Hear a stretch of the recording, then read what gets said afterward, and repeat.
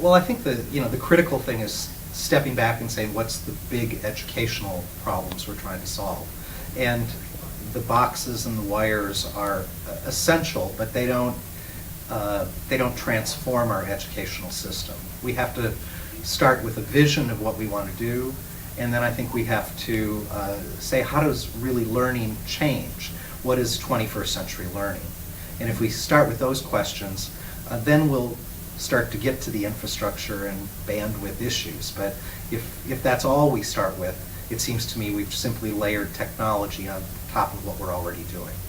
I know your politicians are probably a little different than our politicians. When you engage in that dialogue, how do you get them to a point where they might understand that?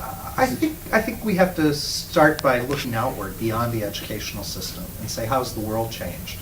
Is there some different way that we live our life outside of school? And has that changed? And I think there is transformation in almost every other industry sector. And yet, schools are, in most places, going on the way that they've been going on for 100 or more years. Do you think they see that? The politicians see that? Understand that? Well, many politicians probably don't. But I think you have to say, do we need the same skills in order for our kids to succeed? And I think fundamentally, there they start to say, well, things are moving faster than what sometimes schools seem awfully complacent. I think that one of the big challenges we were talking about earlier this morning was places which are successful in the current system.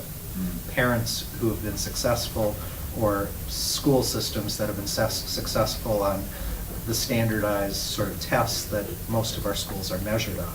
And the challenge then is, how do we get them to think that they need to do things, new kinds of assessments, new ways of thinking to prepare kids for collaboration, creativity, critical thinking.